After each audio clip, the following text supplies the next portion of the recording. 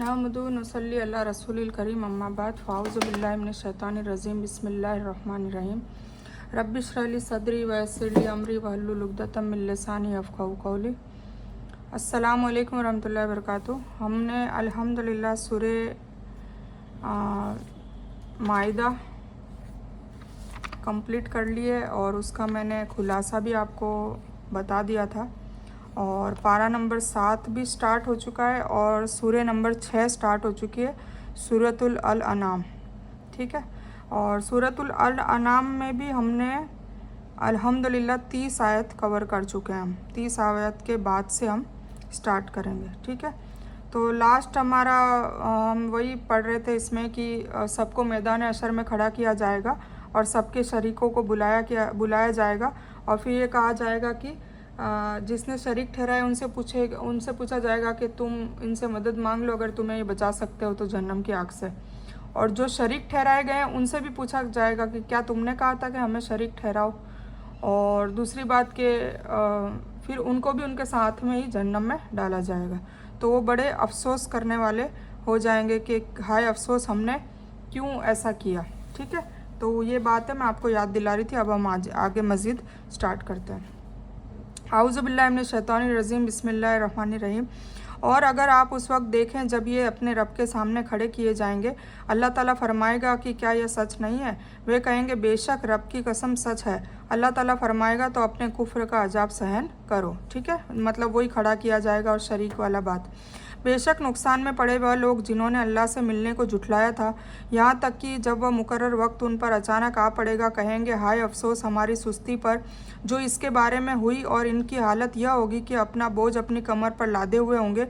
खबरदार वह बुरा बोझ ला देंगे, मतलब उनका अमाल नामा उनके पीठ के पीछे होगा और दुनियावी ज़िंदगी तो कुछ भी नहीं सिवाय खेल तमाशे के, और आखिरी घर आखिरत अल्लाह के डरने वालों के लिए अच्छा है। क्या तुम सोच विचार नहीं करते हो? हम अच्छी तरह जानते हैं कि उनके कौल आपको दुखी करते हैं, तो यह लोग आपको झूठा नहीं कहते, लेकिन यह जालिम अल्लाह ताला की आयतों का इनकार करते हैं। मतलब जो मुशरिकीन लोग हैं वो उस वक्त अफसोस करेंगे जब उनके सामने जहन्नम को लाया जाएगा कि हाय अफसोस। तब खुलासा हो जाएगा ना सामने कि बस अब क़यामत है और अब अल्लाह ताला जहन्नम और जन्नत में बंटवारा कर देगा और हमेशा के लिए अब इसी में पड़े रहना है। तो हर किसी को अफसोस होगा, मुसलमानों को भी होगा, मुशरिकों को भी होगा। तो सब ये सोचेंगे कि हमने क्यों इतनी कोताही की और हमने क्यों इस दिन को नहीं माना। हम अच्छी तरह जानते हैं कि उनके कौल आपको दुखी करते हैं, तो यह लोग आपको झूठा नहीं कहते, लेकिन यह जालिम अल्लाह ताला की आयतों का इनकार करते हैं। और आपसे पहले रसूलों को भी झूठा कहा जा चुका है और उन्होंने उस झुठलाए जाने पर सब्र किया और वे तकलीफ़ दिए गए यहाँ तक कि उनके पास हमारी मदद आ गई। अल्लाह की बातें कोई बदलने वाला नहीं और आपके पास पैगंबरों के वाक़यात आ चुके हैं। ये हुजूर पाक सल्लल्लाहु अलैहि वसल्लम को बार बार तसल्ली दी जा रही है क्योंकि वो बहुत गमगीन हो जाते थे, मायूस हो जाते थे जब कुफ़ार लोग इस्लाम कबूल नहीं करते थे। तो अल्लाह ताला ये कह रहा है कि भाई वैसे तो देखा जाए तो हुजूर पाक सल्लल्लाहु अलैहि वसल्लम को 23 साल, सिर्फ 23 साल में लाखों की तादाद में मुसलमान हो चुके थे। ठीक है, अब उनकी कंपैरिजन करें, चलो अपन सबसे पहले अपन लेते हैं नूह अलैहिस्सलाम को। तो 850 से 900 साल उन्होंने तबलीग की। कितने लोग आए उनके पास? कुछ लोग 7 बताते हैं, कुछ लोग 80 बताते हैं। चलो 80 भी मान लेते तो 80 कितने कम लोग हो गए। ठीक है, फिर लूत अलैहिस्सलाम की बात करते हैं तो उनके साथ सिर्फ उनकी 2 बेटियां थी, इवन उनकी बीवी भी नहीं थी। नूह अलैहिस्सलाम की भी यही हाल था कि उनकी बीवी भी नहीं थी और एक बेटा नहीं था, 4 बेटों में से एक बेटा नहीं था, वो भी ईमान पे नहीं आया, मतलब घर वाले सगे घर वाले भी ईमान पे नहीं आए। तो हर नबी और हर रसूल के साथ ये हुआ, मतलब और फिर नूह अलैहिस्सलाम को तो इतना पीटते थे कि वो बेहोश हो जाते थे। कई बार उनको कहीं जंगल में डाल के आ जाते थे, कहीं कहाँ तो रास्ता भूल जाते थे, मतलब बहुत परेशानियाँ उन्होंने देखी। तो हुजूर पाक सल्लल्लाहु अलैहि वसल्लम को तसल्ली दी जा रही है कि आप इतना गमगीन क्यों हो जाते हो?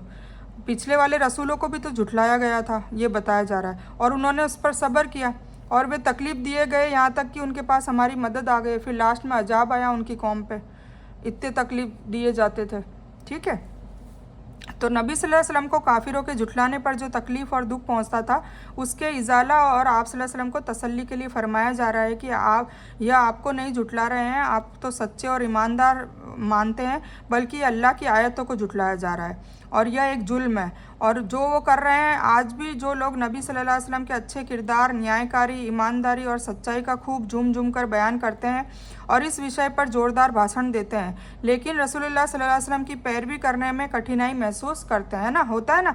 मतलब हुजूर पाक सल्लल्लाहु अलैहि वसल्लम की मोहब्बत में मिलादे करेंगे, सलाम करेंगे, झूमेंगे, आशिक रसूल बताएंगे, है ना, उनका बर्थडे भी मनाएंगे, पर जब उनकी हकीकत में जो हदीस है, उनकी पैरवी करने की हकीकत में जो कहा गया है और पैरवी जो करने के कई चीज़ें हैं, उसके खिलाफ वो बरक्स उसके करते हैं और फिर अपने आप को आशिक रसूल भी कहते हैं और पैरवी करने में उनको बहुत कठिनाई भी महसूस होती है, क्योंकि जो भी बंदा पैरवी करेगा उसको दुनिया में तो मतलब सब्र और नरमाई ही दिखानी पड़ेगी, तभी उसका मतलब हुजूर पाक सल्लल्लाहु अलैहि वसल्लम की पैरवी होगी, वरना नहीं होगी। ठीक है, तो कई बार उसे घाटा भी खाना पड़ेगा, कई बार उसे बेइज्जत भी होना पड़ेगा, कई बार उसे जलील होना पड़ेगा, कई बार उसे झुकना पड़ेगा, जालिमों के सामने झुकना पड़ेगा। उसको पता होगा दिल में कि नहीं, मैं गलत नहीं हूँ, पर फिर भी उसको झुकना पड़ेगा। तो क्यों? क्योंकि हम हुजूर पाक सल्लल्लाहु अलैहि वसल्लम की पैरवी कर रहे हैं।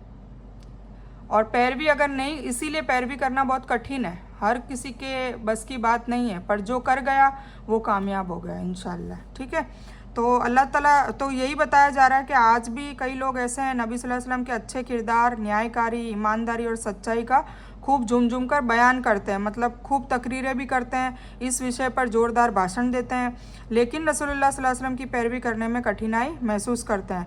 आप सल्लल्लाहु अलैहि वसल्लम के कौल के मुकाबले में सोच, फ़िक्र और अपने नेताओं के कौल को अहमियत देते हैं, है ना।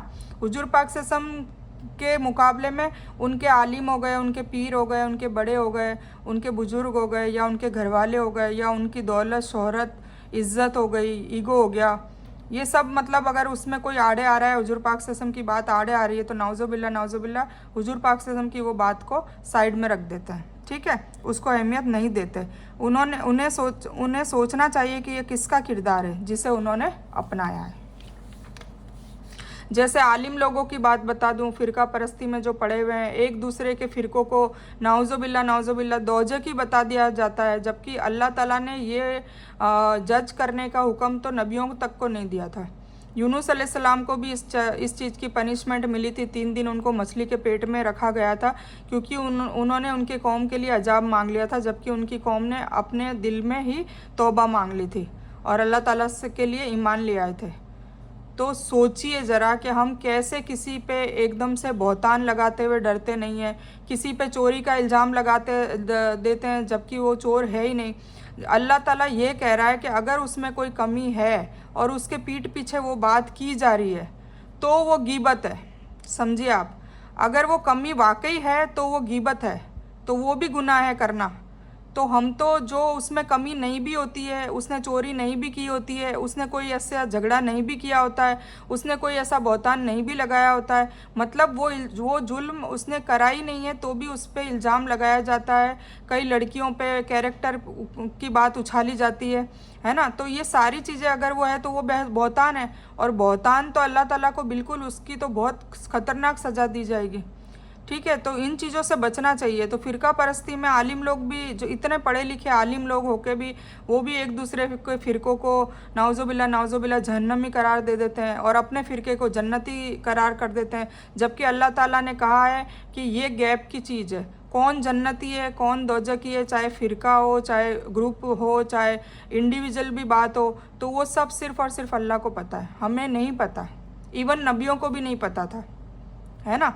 तो ये सोचने वाली बात है कि हम कितनी आसानी से किसी के लिए बहतान लगा देते हैं, कितनी आसानी से किसी के लिए गीबत चुगली कर लेते हैं, कितनी आसान, मतलब इवन टैली भी नहीं करते। जिसके लिए कहा जा रहा है हक तो ये, अगर सच्चा मुसलमान होगा तो उससे टैली करेगा, उससे बात करेगा कि क्या वाकई तुमने ये गुनाह किया है, या फिर उसके लिए भी अगर कोई उसको बात सुनने में मिले कि मैं तेरे लिए ऐसा कहा था, कोई झगड़ा करवाने की कोशिश कर रहे हो, और ज़्यादातर औरतें ही करती है, तो उस इंसान को चाहिए कि वो फ़ोन करके या कैसे भी करके उसको टैली करे, उसको पूछे कि क्या वाकई तुमने ऐसी बात की थी। तो वो दूध का दूध पानी का पानी सामने आ जाता है। पर नहीं, लोग एक दूसरे की बातें और झूठी बातों को जल्दी से मान लेते हैं और सच्ची बातों के लिए गवाही देनी पड़ती है, ये भी बात है। खैर, ये दौर दज्जाली है तो इसमें हम कुछ नहीं कर सकते, बस हम अपने आप की इस्लाह करें, अपने आप को बचाने की कोशिश करें, बस मैं तो यही कह सकती हूँ। और अगर उनका मुंह फेरना आप पर भारी हो रहा है तो अगर आपसे हो सके तो ज़मीन में कोई सुरंग या आसमान में कोई सीढ़ी खोज लें और उनके पास कोई मौजज़ा ला दें, और अगर अल्लाह चाहता तो उन्हें सच्चे रास्ते पर जमा कर देता। इसीलिए मूर्खों में न बनिए, है ना। बार बार अल्लाह कह रहा है कि तुम लोग भी बेवकूफ़ों में शामिल न हो जाना। वही लोग कबूल करते हैं जो सुनते हैं, और मरे हुए लोगों को अल्लाह ताला जिंदा करके उठाएगा, फिर सभी उस अल्लाह की तरफ लाए जाएंगे। और उन्होंने कहा कि उन पर उनके रब की ओर से कोई मौजज़ा क्यों नहीं उतारा गया। आप कह दें कि अल्लाह कोई मौजज़ा उतारने की पूरी कुदरत रखता है, लेकिन ज़्यादातर लोग नहीं जानते, है ना। हर कौम ने कहा कि कोई मौजज़ा, कोई मिरेकल, कोई ऐसा चमत्कार बता दो तो फिर हम मानेंगे। पर सारी कौम के लिए अल्लाह ने कई कौमों के ऊपर मौजज़े भी उतारे, पर मौजज़े उतारने, चमत्कार उतारने के बाद भी वो लोगों ने झुठला दिया। तो अल्लाह हर कौम पे मौजज़े नहीं उतार रहा, कि वो ताकत रखता है, पर ज़रूरी नहीं है कि तुम्हारी डिमांड पूरी की जाए, है ना। और जितने तरह के जानदार ज़मीन पर चलने वाले हैं, जितने तरह के पंख से उड़ने वाले पक्षी हैं, उनमें से कोई भी ऐसा नहीं है जो तुम्हारी तरह के गुट न हो, ठीक है ना। मतलब कोई गुट में नहीं है, सब यूनिटी से रहते हैं। हमने किताब में लिखने से कोई चीज़ न छोड़ी, फिर सब अपने रब के पास जमा किए जाएंगे। बार बार देखो कुरान का हवाला आता है कि इस किताब में हमने कोई भी चीज़ नहीं छोड़ी है, बस सिर्फ तुम इसकी इत्तबा कर लो तो तुम ऑटोमेटिक हुजूर पाक सल्लल्लाहु अलैहि वसल्लम की इत्तबा कर लोगे, है ना। तो कुरान, हदीस और सुन्नत, बस ये तीन चीज़ों की पैरवी करनी है, जो सबसे बड़ा आसान है। पर हमें आलिमों ने उलझा दिया है फ़िरका परस्ती में डाल के, कई ऐसी चीज़ें करवाते हैं या हम खुद करते हैं, क्योंकि इसमें हमारी भी गलती है। मैं तो अपनी गलती मानती हूँ कि हमारी गलती ये है कि हम क्यों आलिमों की सुनी सुनाई बातों पे जाते हैं। क्या हमको अल्लाह ने दिमाग नहीं दिया है? क्या हम पढ़े लिखे नहीं हैं? क्या हम पढ़ नहीं सकते? अभी तो सारी लैंग्वेज में, ऐसा तो है नहीं कि सिर्फ अरबी में आ रहा है तो चलो हम बहाना निकाल लें कि हम अरबी में, हमको अरबी नहीं आती, हम तो सिर्फ अरबी को पढ़ना जानते हैं, उसको समझे कैसे। अभी तो हर लैंग्वेज में तर्जुमा है। आपको उर्दू आती है तो उर्दू में है, हिंदी आती है हिंदी में है, गुजराती आती है गुजराती में है, इंग्लिश आती है इंग्लिश में है। जो लैंग्वेज आप चाहो, जो लैंग्वेज चाहो उसमें आती है, तो क्यों हम पढ़ते नहीं हैं? ऐसा तो है नहीं। और फिर आलिम लोग ये भी कहते हैं कि तुम अपने आप से पढ़ोगे तो गुमराह हो जाओगे, नाउज़ुबिल्लाह। तो उसमें भी हम अक्ल लड़ा सकते हैं, ऐसा थोड़ा है कि उन्होंने कह दिया और हो जाएगा। क्रिश्चियन लोग, यहूदी लोग, जो मुशरिकीन लोग हैं, जो गैर इस्लामी लोग हैं, वो कुरान पढ़ के तो हिदायत पे आ रहे हैं, वो कुरान पढ़ के मुसलमान बन रहे हैं। यूट्यूब भरे पड़े हैं, आप देखें, सर्च करें, तो वो कुरान पढ़ के तो हिदायत पे आ रहे हैं। तो हम ऑलरेडी जो मुसलमान हैं वो गुमराह हो जाएंगे? किस हिसाब से गुमराह होंगे? गुमराह नहीं होंगे, उनकी दुकानें बंद हो जाएगी। क्यों? क्योंकि फ़िरका परस्ती के लिए हज़ारों बार आया है, अभी इस सूरह में भी आएगा कि फ़िरका परस्ती से बचो। जो फ़िरका परस्ती में पड़ गया उसकी नजात नहीं होगी, जो फ़िरका परस्ती में पड़ गया वो बर्बाद हो गया। और हुजूर पाक से सम को भी कहा गया कि ए नबी, जो ये गुटों में पड़े हुए हैं, जो फ़िरकों में पड़े हुए हैं, उनसे तुम्हारा कोई लेना देना नहीं है।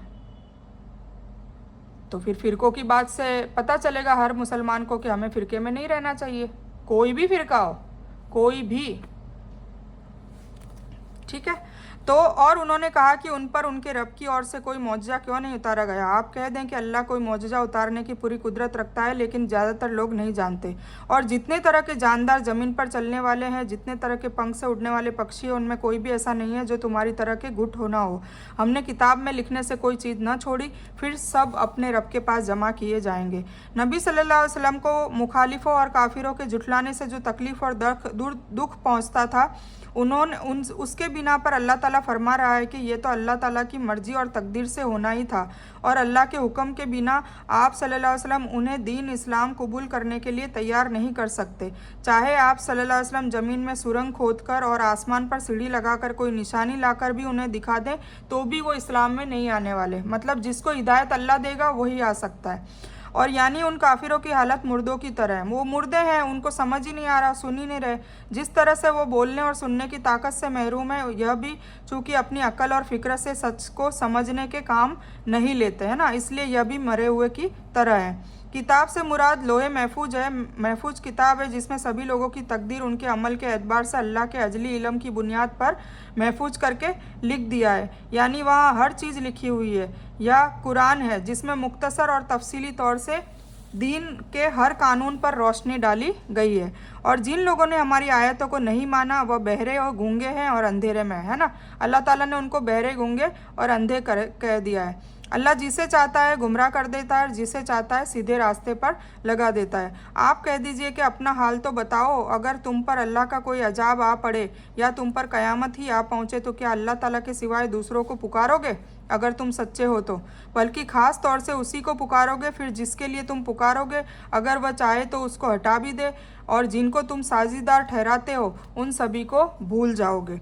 और हमने दूसरी उम्मतों की तरफ भी, जो कि आपसे पहले गुजर चुकी है, पैगंबर भेजे थे। उनको भी हमने गरीबी और रोग से पकड़ा ताकि वे आजिजी करे। इस तरह जब उन्हें हमारी सज़ा मिली तो वे कमज़ोर क्यों ना पड़े, लेकिन उनके दिल सख्त हो गए थे और शैतान ने उनके अमलों को उनके ख्यालों में अच्छा कर दिया। और जब वह उस नसीहत को भूल गए जिसकी शिक्षा दी गई थी तो हमने उन पर हर चीज़ के दरवाजे खोल दिए, यहाँ तक कि वह जब अपनी पाई हुई चीज़ों पर इतरा गए तो उन्हें हमने अचानक पकड़ लिया और वह मायूस होकर रह गए। अल्लाह की आयतों को झुठलाने वाले चूँकि अपने कानों से सच बात नहीं सुनते और अपने मुंह से सच नहीं बोलते, इसीलिए वह ऐसे हैं जैसे गूंगे और बहरे होते हैं। इसके सिवा यह कुफ्र जिल्लत के अंधेरे में घिरे हुए होते हैं, इसीलिए उन्हें कोई ऐसी चीज़ दिखाई नहीं देती जिससे वे अपना सुधार कर सकें। ठीक है ना।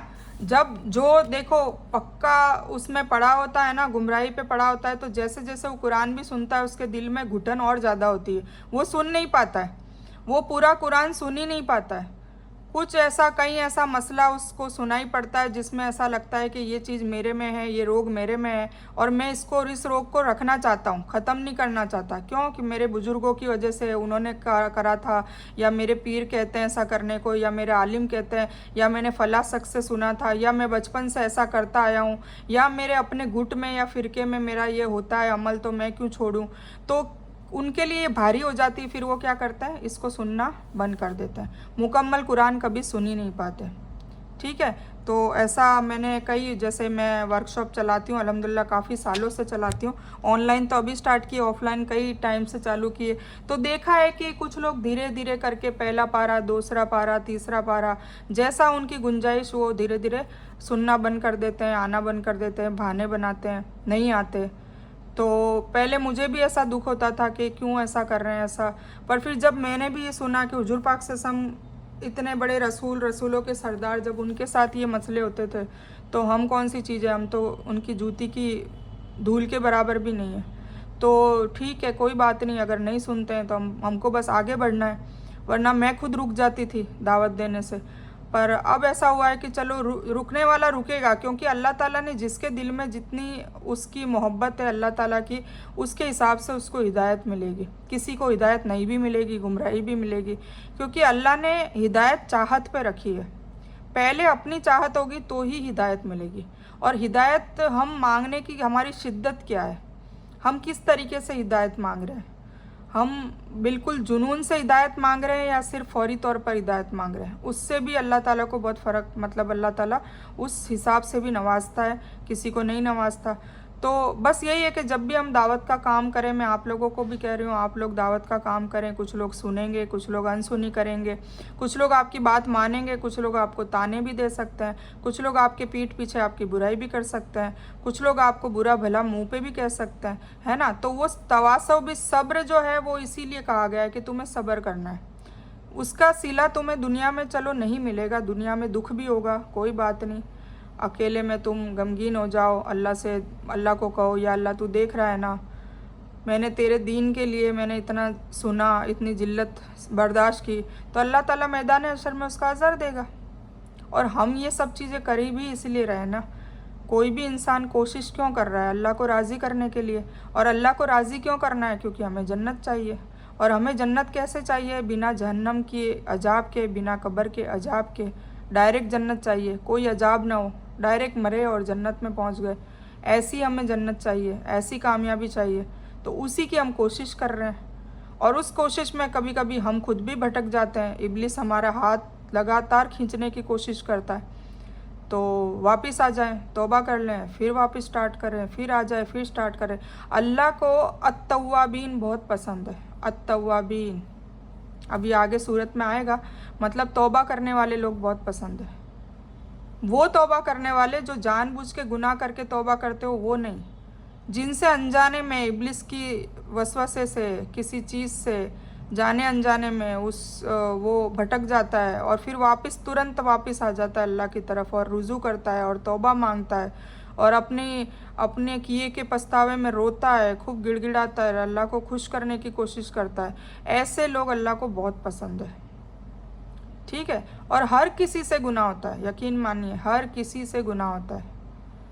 तो कभी अपने आप को मायूस भी ना होने दें कि नहीं मैं कैसे दावत दे सकती हूँ, मैं तो खुद गुनहगार थी, या मैं खुद अभी तक गुनह कर रही हूँ, मैं कैसे कर सकती हूँ। यकीन मानिए, जब आप दावत का काम शुरू करेंगे, आपके धीरे धीरे गुनाह खुद ब खुद अगर होंगे तो भी होने बंद हो जाएंगे। अल्लाह ताला उसमें हेल्प करता है, इब्लिस को हमारे नज़दीक भटकने नहीं देता। धीरे धीरे हमारे अखलाक में बदलाव आता है, हमारी इस्लाह होने लगती है। हम छोटे मोटे कुछ भी गुनाह करते होते हैं, वो धीरे धीरे हम वो भी छोड़ देते हैं, धीरे धीरे फ़र्क पड़ता है। इस्लाम भी 23 सालों में, कुरान क्यों धीरे धीरे नाजिल हुआ? हर चीज़ धीरे धीरे होती है, वन शॉट में नहीं होती कि बस एक दिन पहले हम ऐसे थे और एक दिन बाद हम अचानक ऐसे हो गए। ऐसा नहीं होता है, धीरे धीरे सब होता है। तो उसके लिए क्या होगा? सब्र करना होगा, ठीक है। और हक बात बोलने में कभी कतराना नहीं है, बोलना तरीके से है पर कतराना नहीं है। ऐसा नहीं कि सामने वाला नाराज़ हो जाएगा, ये मेरा ख़ास रिश्तेदार है, ये नाराज़ हो गए तो मैं क्या करूँगी। नहीं, उन्हें हक बात बोलें, क्योंकि अगर हम सच्ची मोहब्बत करते हैं तो ही हक बात बोल रहे हैं ना। उनको गुनाहों से बचाने की कोशिश कर रहे हैं, उन्हें अजाब से बचाने की कोशिश कर रहे हैं, तो असली मोहब्बत तो यही है ना। ये मोहब्बत थोड़ी ना होती है कि बस वो नाराज़ हो जाएंगे तो हम उनको, जो वो कर रहे हैं कोताहियाँ, उनको नहीं पता है या पता है, उनको रोकने की कोशिश नहीं कर रहे हैं। हाँ, ये ज़रूर है कि उनके पीछे ना पड़ जाएं, उनको 1-2 बार 3 बार आगाह कर दें, उसके बाद आप छोड़ दें। वो मानते हैं तो ठीक है, नहीं मानते तो ठीक है। 3 बार आपका फ़र्ज़ है कि आप आगाह करें। कोई नमाजी नहीं है तो उसको कहें कि नमाज़ पढ़ लो, नमाज़ पढ़ा करो। नमाज काफिर और इस मुस्लिम के बीच की दीवार है, उनको समझाने की कोशिश करो। नमाज़ पढ़ोगे तो तुम्हारे दिल में सुकून आएगा, नमाज़ पढ़ोगे तो तुम्हारे परेशानियों का हल है, दुनिया भी तुम्हारी अच्छी होगी, आखिरत भी अच्छी होगी। फिर रोज़े जो नहीं रखता उसको रोज़े के बारे में बताएं। फिर ऐसे, मतलब जो चीज़ हम धीरे धीरे बताएंगे तो उससे क्या फ़र्क होगा, सामने वाले को कभी ना कभी असर होगा, ये यकीन मानिए। कभी ये सोच के भी दावत ना दें। कुछ लोग ऐसा करते हैं कि भाई उसका ज़ाहिरी देखकर, अरे ये क्या मानेगी या क्या मानेगा, ये तो ढीठ है, ये कभी नहीं सुधरने वाला। हम अपने मन से ही सोचने लग जाते हैं। और यकीन मानिए, जिनके लिए ऐसा सोचा जाता है वो बढ़ चढ़ के दीन में आते हैं और बहुत अच्छा काम करते हैं। तो ऐसा भी नहीं सोचना है कि भाई किसी को हकीर भी नहीं सोचना है कि नहीं इसके बस की बात नहीं है, ये नमाजी कभी नहीं बन सकता, ये रोज़ेदार कभी नहीं बन सकता। ये भी गलत है, क्योंकि अल्लाह ने बिल्कुल मना किया जजमेंट के लिए। हम जजमेंट कर ही नहीं सकते, हमको दिया ही नहीं है, हमको जज करने का हक दिया ही नहीं है अल्लाह ने। ये सिर्फ़ और सिर्फ अल्लाह ने खुद के पास रखा है, ठीक है। तो कहा जा रहा है कि आप कह दीजिए कि अपना हाल तो बताओ कि अगर तुम पर अल्लाह का कोई अजाब आ पड़े, तो तुम पर क़यामत ही आ पहुँचे, तो क्या अल्लाह के सिवाय दूसरों को पुकारोगे अगर तुम सच्चे हो, ठीक है। तो ठीक है, मैंने पढ़ लिए। हाँ, ये बता रही थी कि अल्लाह की आयतों को झुठलाने वाले चूँकि अपने कानों से सच बात नहीं सुनते और अपने मुंह से सच नहीं बोलते, इसलिए वह ऐसे हैं जैसे गूंगे और बहरे। इसके सिवाय यह कुफ्र जिल्लत के अंधेरे में घिरे हुए होते हैं, इसीलिए उन्हें कोई ऐसी चीज़ दिखाई नहीं देती जिससे वे अपना सुधार कर सकें। फिर जालिम लोग की जड़ कट गई और अल्लाह ताला की तारीफ़ है जो दुनिया का रब है। आप कहिए कि यह बताओ, अगर अल्लाह तुम्हारे सुनने और देखने की ताकत पूरी तरह से ले है ना, हमें बिल्कुल बहरा और अंधा कर दे, तो तुम्हारे दिलों पर मोहर लगा दे, तो अल्लाह ताला के सिवाय कोई माबूद है या तुमको फिर दे दे, वापस दे दे आपकी आँख की बिनाई या सुनने की ताकत। आप देखिए कि हम किस तरह से दलील को कई रूप से पेश कर रहे हैं, फिर भी वह कतरा रहे हैं, है ना।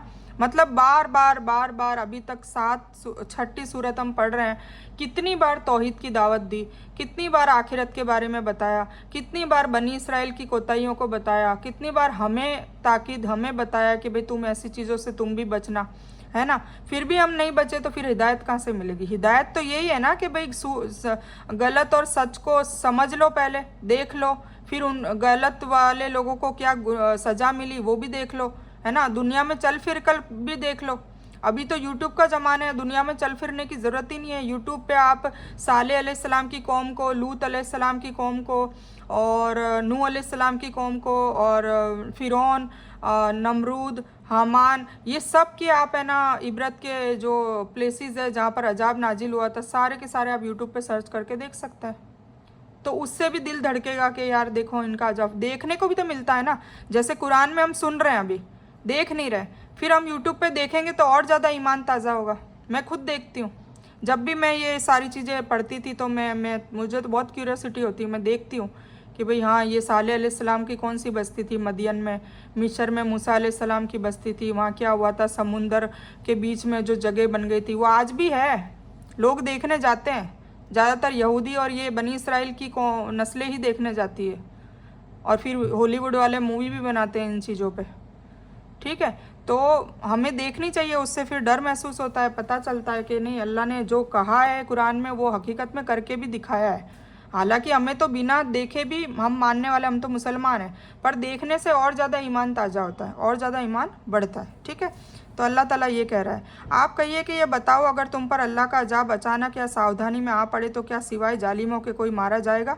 और हम पैगंबर को इसलिए भेजा करते हैं कि वे खुशखबरी दें और डराएं, फिर जो ईमान ले आएँ और अपना सुधार कर ले उनको ना कोई डर होगा और न वे दुखी होंगे, और जो लोग हमारी आयतों को झुठलाएं उनको अजाब पहुँचेगा क्योंकि वे नाफरमान है। आँख, कान और दिल इंसानी जिस्म के खास अंग है। अल्लाह कह रहा है कि अगर वह चाहे तो इन अंगों में से जो खुसूसियत रखी है उन्हें छीन ले, यानी सुनने देखने की ताकत। जिस तरह गुमराहों के अंग इन खुसूसियतों से महरूम है, मतलब गुमराह लोग ये चीज़ सुन ही नहीं रहे ना, दिन की बात और ये सब सुनते हैं, उनको कुछ समझ नहीं आती क्योंकि दिलों पे थप्पे लगा दिए अल्लाह ने, तो उनको ये इस चीज़ों से महरूम है।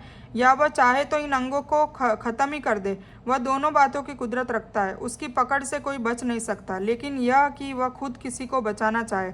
आयतों को कई तरीके से पेश करने का मतलब यह है कि कभी डराने और खुशखबरी देने के जरिए, कभी लालच या चेतावनी देने के जरिए, और कभी दूसरे जरिए से आप लोगों की इसलाह करे, है ना।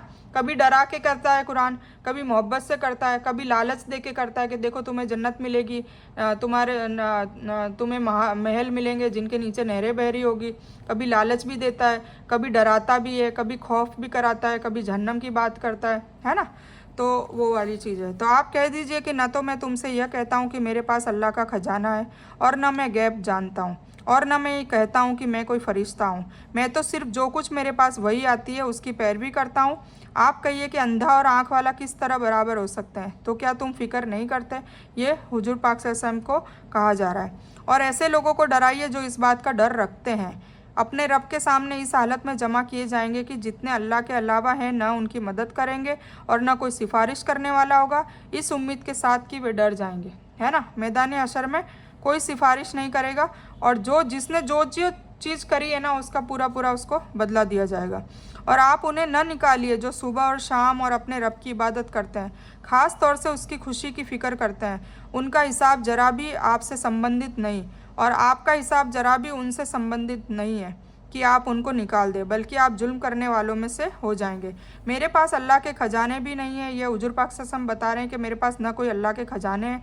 इससे मुराद यह है कि हर तरह की कोई ताकत और कुदरत मेरे पास नहीं है, कोई मौजज़ा नहीं ला सकता मैं, है ना। मैं भी एक आम इंसान हूँ। मैं तुम्हें अल्लाह के हुक्म और मर्ज़ी के बिना कोई मौजज़ा दिखा दूँ जैसा कि तुम चाहते हो, जिसे देखकर तुम्हें मेरी सच्चाई पर यकीन आ जाए? मेरे पास गैब का इल्म भी नहीं है ना। बार बार वो लोग कहते थे कि कोई ऐसा मौजज़ा करके दिखाओ तो हम माने कि आप रसूल हैं। तो हुजूर पाक सल्लल्लाहु अलैहि वसल्लम को कहा जा रहा, अल्लाह ताला कह रहा है कि ज़रूरी नहीं है कि मौजज़ा दिखाओ। क्यों दिखाओ? अगर उन्हें मानना है तो माने, नहीं मानना है तो नहीं माने। ठीक है, तो ये हुजूर पाक सल्लल्लाहु अलैहि वसल्लम साफ साफ कह रहे हैं। जिसे देखकर तुम्हें मेरी सच्चाई पर यकीन आ जाए, मेरे पास गैब का इल्म भी नहीं है जिससे मैं मुस्तकबिल में घटित होने वाली घटनाओं से तुम्हें बाखबर कर सकूं, और न मैं कोई फरिश्ता हूँ, मैं फरिश्ता होने का दावा भी नहीं कर सकता। तुम मुझे ऐसे काम करने के लिए मजबूर करो जो इंसान की ताकत और कुव्वत से बाहर की बात हो। मैं तो केवल उस वही का मानने वाला हूँ जो वही, हाँ, हुजूर पाक सल्लल्लाहु अलैहि वसल्लम को वही आती थी अल्लाह ताला की तरफ से, तो जो मुझ पर उतारी गई है। इसमें हदीस भी है, जैसा कि आपने फरमाया कि मुझे कुरान के साथ उसके समान भी अता किया गया है ना।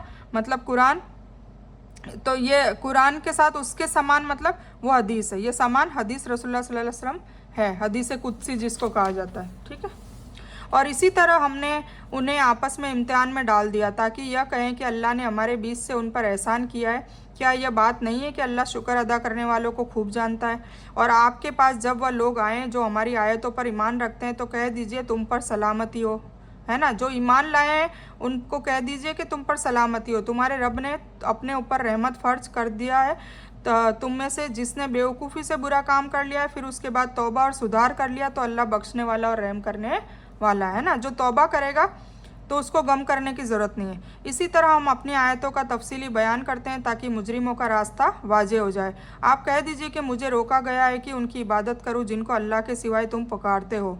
आप कहिए कि मैं तुम्हारी मनमानी की पैरवी न करूंगा क्योंकि ऐसी हालत में मैं गुमराह हो जाऊंगा और हिदायत पर नहीं रह जाऊंगा। ठीक है, शुरू में ज़्यादातर गरीब या गुलाम लोग ही मुसलमान हुए थे, इसीलिए यही बात धनवान काफिरों के इम्तिहान का सबब बन गई और वे इन गरीबों का मजाक उड़ाते थे और जो उनके काबू में थे उन्हें वे तकलीफ भी देते थे। कहते थे कि क्या यही लोग हैं जिन पर अल्लाह ने एहसान किया है। मतलब शुरू में गरीब लोग ही आए थे ना, क्योंकि इस्लाम हक की बात करता है, तो गरीबों को अच्छा लगा कि गुलाम को गुलाम नहीं समझा जाता, सबको एक बराबर रखा जाता है। नमाज पढ़ते हैं तो कोई नौकर कोई गुलाम ऐसा नहीं, सब एक ही सफ़ में होते हैं।